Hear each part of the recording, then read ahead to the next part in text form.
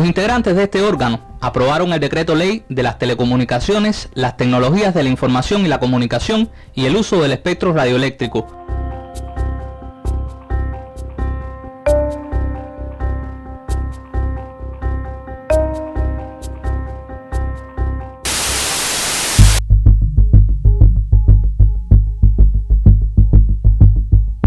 Publica disposiciones normativas relacionadas con las telecomunicaciones, las tecnologías de la información y la comunicación, el uso del espectro radioeléctrico y los incidentes en el ciberespacio.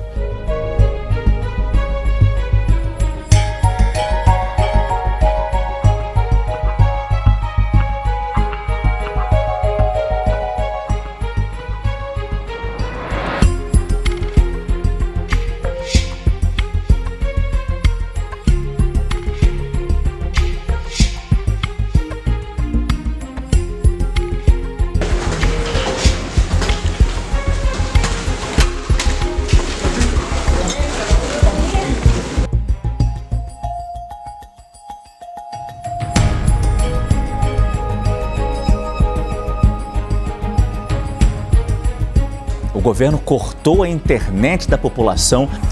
La dictadura cubana ha decidido apagar internet, cerrar las redes, bloquear todas las webs. The Cuban government blocked the internet.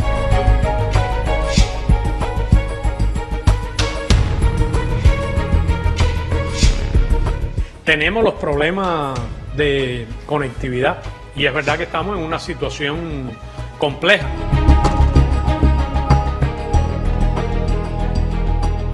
Entiendo como periodista, aunque me dañe la medida del corte de las redes sociales, porque es el área donde se está organizando la guerra contra Cuba.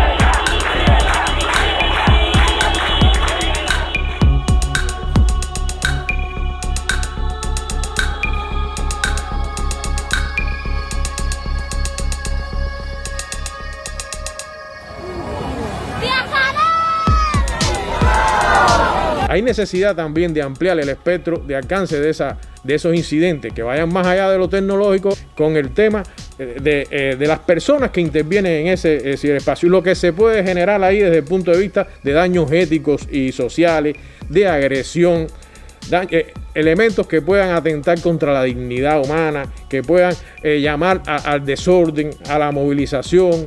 Tienen asociado una peligrosidad y en base a ello se actúa también.